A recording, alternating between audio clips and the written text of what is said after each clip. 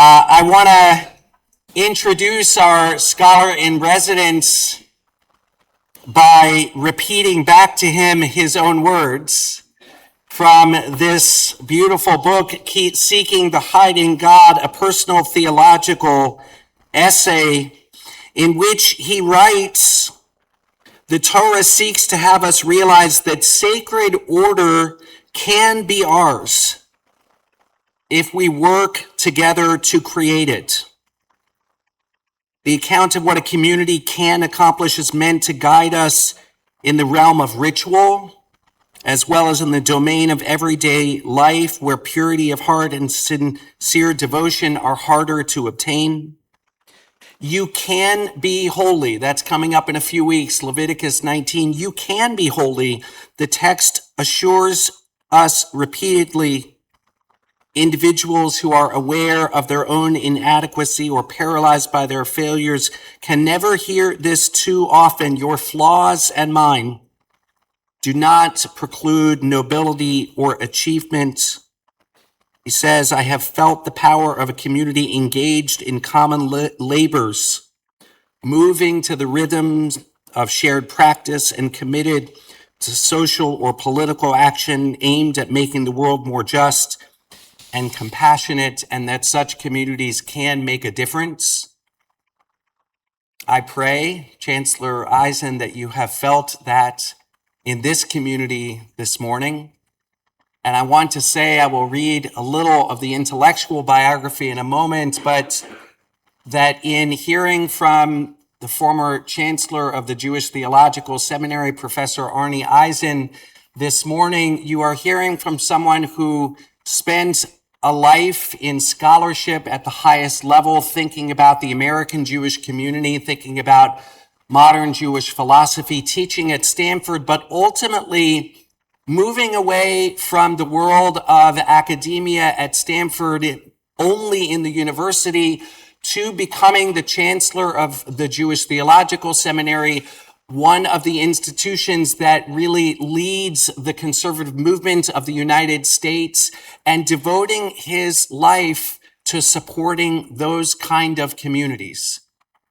And now that he has stepped away from that position in writing this theological autobiography, this personal theology, he is continuing that work of trying to help individuals and communities to find holiness and to achieve holiness, and that is a great gift for all of us. And I'm going to let it stand at that and invite Chancellor Eisen to come forward. He wrote a lot of books, trust me, okay? Better this way, much better. So is this my, this is good. All right, Shabbat Shalom. So when I first started telling people that I was writing a personal theological essay, I, of course, got a lot of questions about, well, what's a personal theological essay? I mean, you have a theology or you don't have a theology. What's the personal piece? And I talked about that last night, but the briefest response to that was, I'd just been chancellor of the Jewish Theological Seminary, and I didn't want people to think that I was writing a theology for the JTS or for the conservative movement, or even for Judaism. This is not Judaism I'm giving you here. This is a personal account of what I, at a certain point in my life, have come to believe and value, and how I relate to God and find God present in my life and find God absent from my life. I wanted to do that in a personal fashion, so that question was an easy one to answer. But I also often got the response, which at first surprised me, and then I got used to it. They would say, quote, but Jews don't do theology. I thought we didn't do theology. That's something Christians do. And I realized that this response is not idiosyncratic. There is all sorts of sociological data, which says that Jews talk less about God and think less about God than other religious traditions do, especially in the United States. And I don't think we have statistical evidence, but we certainly have anecdotal evidence that conservative Jews talk a lot less about God than Reform and Orthodox Jews do. And the chancellors of JTS probably talk about God less than anybody else. So I had to explain what I was doing there, and it was comforting to me to find an essay by our colleague, a philosopher of religion, actually a graduate of JTS named David Novak, who taught for many years at the University of Toronto and has a recent essay called What is Jewish Theology? And he starts the essay by saying that a lot of Jews think that theology is not something Jews do. And let's go on. I won't be quoting David Novak here, but the logic of it is pretty simple. That when you say geology, right, you have science of the earth. And when you say psychology, you have science of the mind. And so you might think that theology is a science of God, or maybe a little weaker than that, knowledge of God. And we have all sorts of traditions which give us all sorts of logically proven, rationally derived statements about what God is like. And we have a few statements like that in Judaism too, which are promptly countered by other Jews saying, no, you got it wrong. This is what God is like. But by and large, we don't do theology that way. We don't write systematic treatises. We don't call councils. We don't have a pope. We don't excommunicate people. Spinoza is one of the few exceptions for saying things about God that we don't like. But for us, theology is an attempt to find God and serve God and appreciate God and say thank you to God and say please forgive me to God. And we do it in a variety of ways, all of which are on view, I think, in the book of Leviticus, as Rabbi Graber said. We tell stories. I'll talk about that in a second. We give laws about how to live and how we think God wants us to live in the world. We develop rituals in which we hope to encounter God or feel the presence of God and believe that God is with us. We celebrate holidays like Passover and Purim and Shavuot, where we bring God into the story we tell and into the lives we lead and try to make God present. So we're doing theology in all these different ways. And one of the ways, of course, that we do theology is we read this text and we find new meanings in these texts or old meanings in these texts that didn't mean anything to us before, but all of a sudden jump out at us. And I don't know if you've had this experience, but I certainly have had it, that I come to read a Torah portion like today's, and it's one I've read before, and there are words in it I could swear were not there before. But for me, as I mentioned last night, the revelatory experience about this was being a teenager and going to a Hebrew high school in Philadelphia, Gratz College, high school department, 11 hours a week after public school, and discovering that Ramban and Ibn Ezra would have the gall to say that Rashi was wrong or another commentator was wrong, and they are giving us the meaning of the text. And that not only taught me something about the way Jews serve God, it told me something about the way we're supposed to keep Torah alive in the world. That Torah is revealed in the world when we do that exercise, and we've discovered these meanings because we need them. We have to have them, and we bring the best thinking and the best experience that we have from our culture, from our lives, from the wisdom of other traditions, and we apply it to the Torah. So I want to say a few words, not being a Bible scholar in the presence of Bible scholars, but I read the Torah as a scholar of religion, as well as a Jew who loves this book. And I confess that for many years, when I was a child and a teenager, I would sit in shul, and what kept me in shul was that Hertz Chumash, which was in the pews. Not the prayer book, that came later, but the Chumash, with the notion of the commentaries.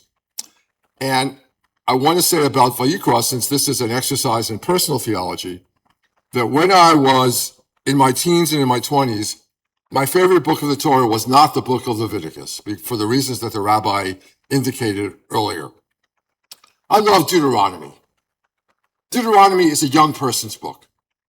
You're standing across a narrow river from possibility that is going to open up, and all you got to do is cross the river, and you're there, and you can live a life the world has never seen.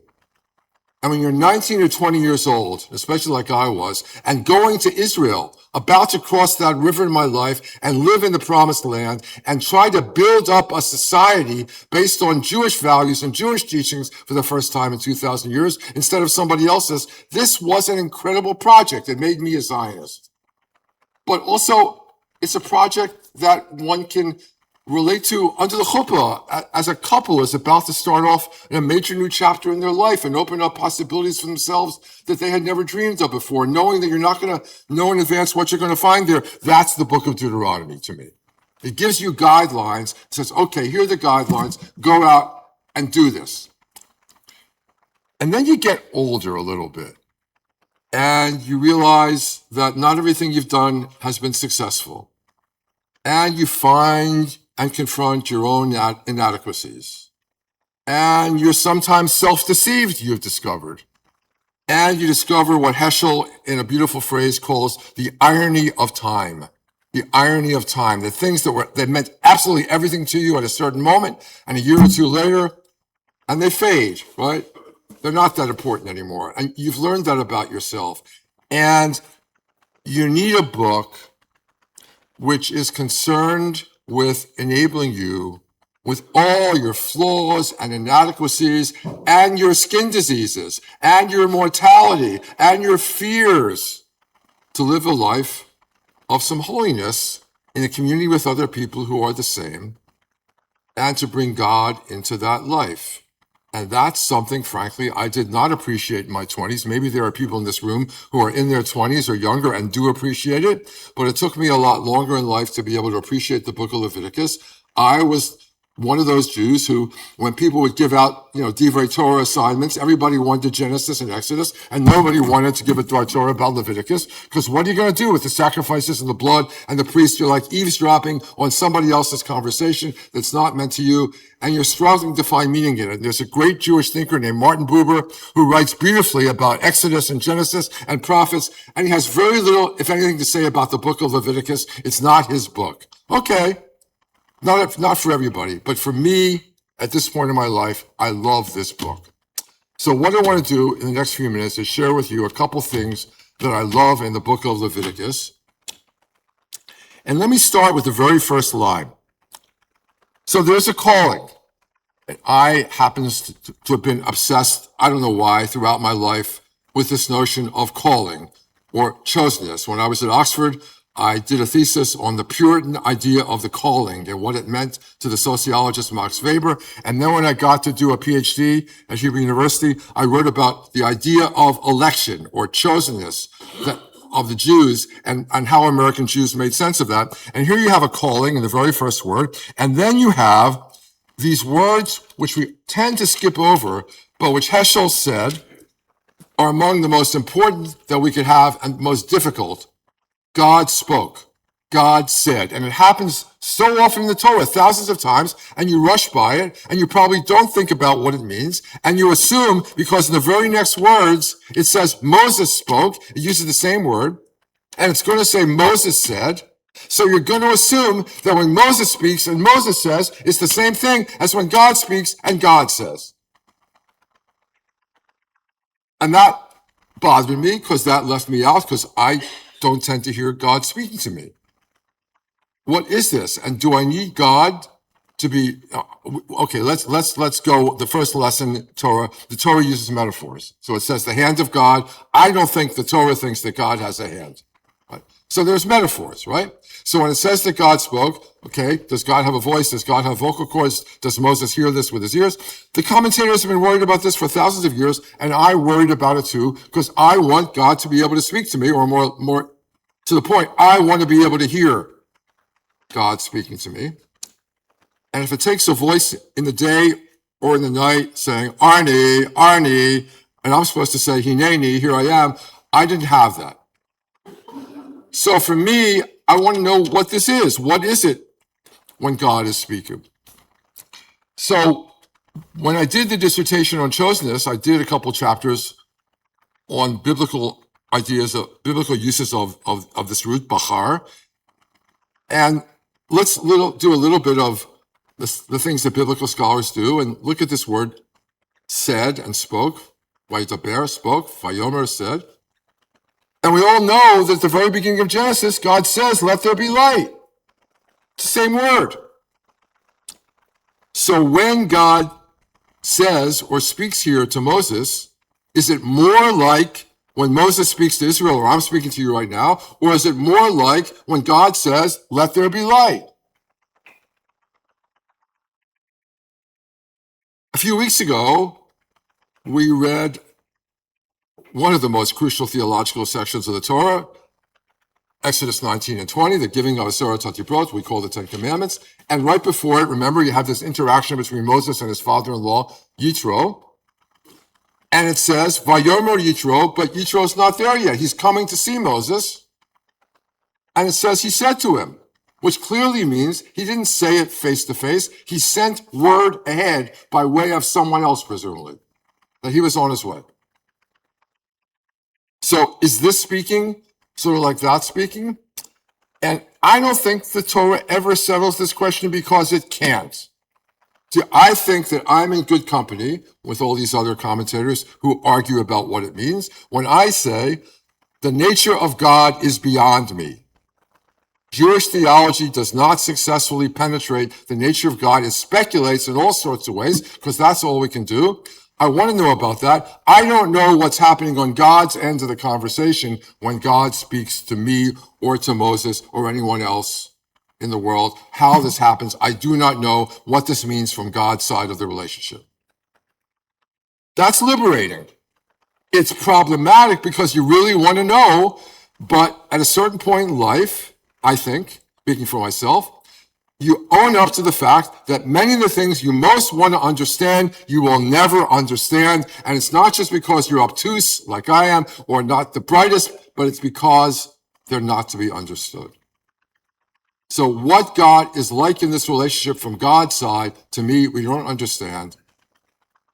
This is why I happen to be really fond of the hymn Shir HaKavod. I don't know if you do Shir HaKavod regularly in services, but Shir HaKavod, a 1,000-year-old Kabbalistic hymn, which uses all these different metaphors applying to God.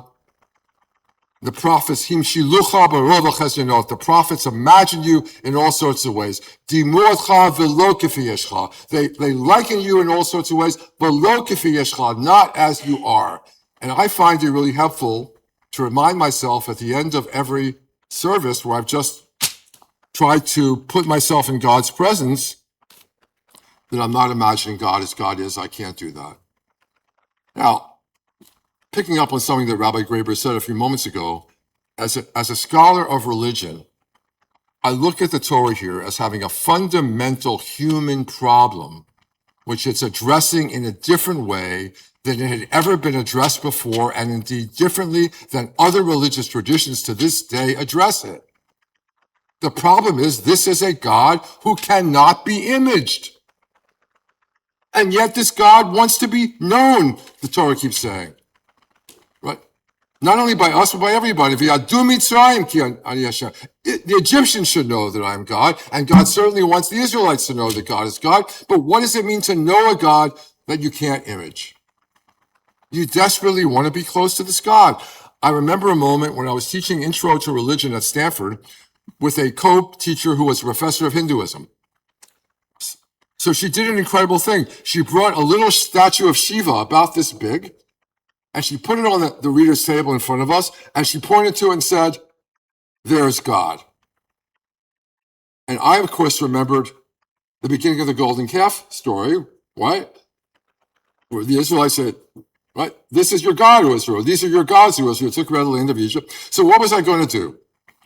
So I had to think on my feet. I do not say this as if to say that I was a very wise person, but I had to think on my feet. I had to do something right away. So behind me, I didn't have a holy ark. I had a movie screen. So I pulled down the movie screen and pointed to the blank screen and said, "There's God." Not meaning to say that God doesn't exist or to say that God is just a projection of your imagination, but to say we do not have this knowledge. And I'm now going to make a leap and say that when you go to a Hindu temple in India, or even when you go to a medieval Catholic church like the one I went to many, many times at my college in Oxford, which was built in 1379, and it has floor-to-ceiling statues and stained glass windows with all sorts of images of God the Father and God the Son and God the Mother, etc., etc. You're used to a religion which does image God, and you see the way in which that brings God close to people. And when you read Christian polemics against the Jews, this is part of what they're doing. See, you Jews, you have that God, but that God is far away. We've got God right here. Not only can you go into a church and touch the statue and everything, but we've got God, he's one of us. And the worst thing we have to do is die, and he dies for us. Right? So you couldn't be closer than that. And I'm thinking that Christianity, if you can make this kind of a generalization, is a solution to this human problem, which the Torah leaves us with, because it doesn't give us a way easily to imagine God, and yet we want to be close to this God, and the Torah orders us to try to do this. Love the Lord your God, and it promises us that somehow we can. And so I regard the story of the golden calf, since the Torah doesn't give us systematic philosophy or theology, it gives us stories. I regard the golden calf story as one of the ways the Torah wrestles with this problem of what do you do when you don't have an image of God to worship. And I regard the sanctuary as a way of addressing this problem. Okay, we're going to somehow find a way to have God close such that we can believe v'shachanti b'tocham, and God will somehow dwell among us if we do this. And I regard Leviticus as the entire book of Leviticus and this priestly source of the Torah as a way to address this issue. So picking up on something the rabbi said before, which I will now say at greater length, this word sacrifice, like many English words, just it's an impediment. It gets in the way. And the kind of proof that it's the wrong word to use is when you get a little later in this text, you find out, well, okay, you don't have a cow, you do a sheep. And you don't have a sheep, you do a bird. And you don't have a bird, you do some grain, or you do some fruits. And then it actually says, Korban Melech. And the translation here doesn't translate that as a sacrifice of salt, or a sacrifice of fruits, a sacrifice of grain. It translates it with a much better word, an offering.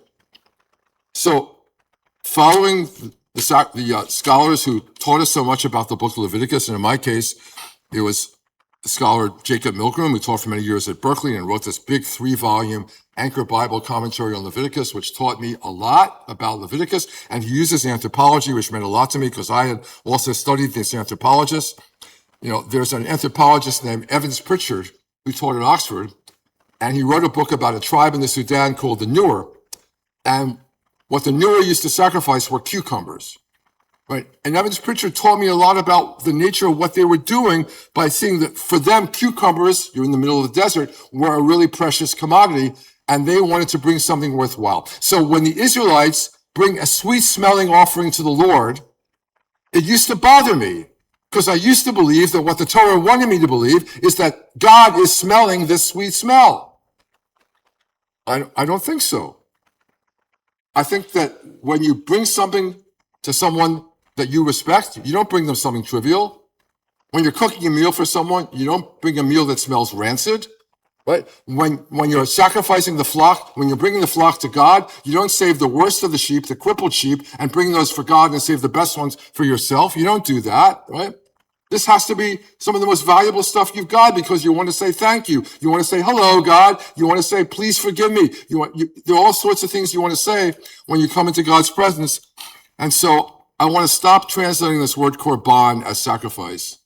I don't have a good English word. Offering also doesn't capture it. It has to do with closeness. I'm a person who wants to be close. And the Israelites are desperate to be close. Lahakriv, it's a he feel verb. They're causing to come near. How do you bring God near? Maimonides taught us God doesn't smell, God doesn't have hands, God doesn't come down, God doesn't go up. So what does it mean to bring God near? And I read the text, whatever the original writers thought of it. I read it as aware of this problem and wrestling with this fundamental religious issue. Human beings want to be close to the Creator, the Redeemer, the Sustainer, and we don't know what those words mean. I found myself often in the book writing a paragraph and saying, I don't know what this means, but I think it's true.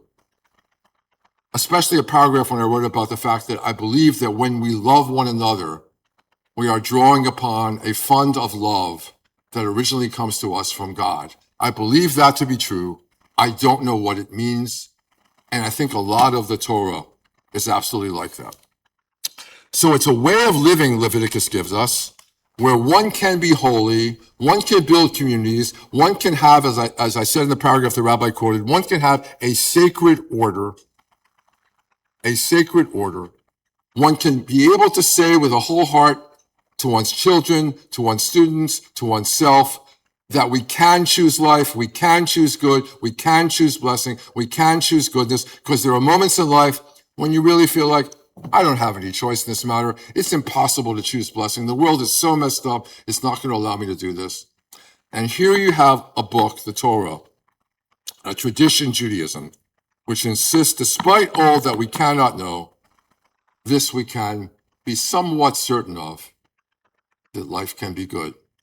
I'll end with one more word about this. So when I was in college, I had the good fortune of studying with a great teacher of sociological theory named Philip Rieff, and he inculcated in me a love for an essay by the German sociologist Max Weber called Wissenschaft als Beruf, which means science as a vocation, chosenness, or scholarship as a vocation, right? A calling. This word Beruf in German means literally calling. Right? And Weber says somewhere in the middle of that essay that for us moderns, faith is impossible. He himself struggled with faith and never got there. His mother was a fervent pietist, his father was an atheist, and Weber was caught between the two of them his entire life. So unable to believe in God, he spent his life studying people who believed in God. He's a great sociologist of religion.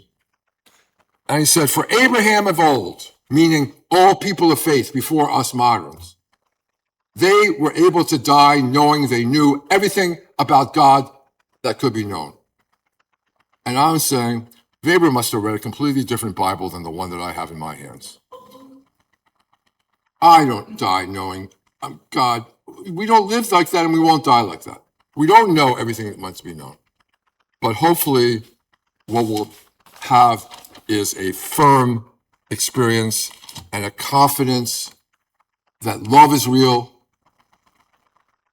that God is here with us, that what we can't see and hold and touch, we can work for, and we do God's work in the world. This is the ultimate mystery to me is the covenant, which is to me the heart of Judaism. Heschel, why would God want us to do this? Or Heschel went further, why would God need us to do this? And Heschel concluded there's work to be done in the world that for some reason God needs us to do. And each one of us is needed to do it. And that is enough reason to live a life of holiness and Torah. Shabbat Shalom.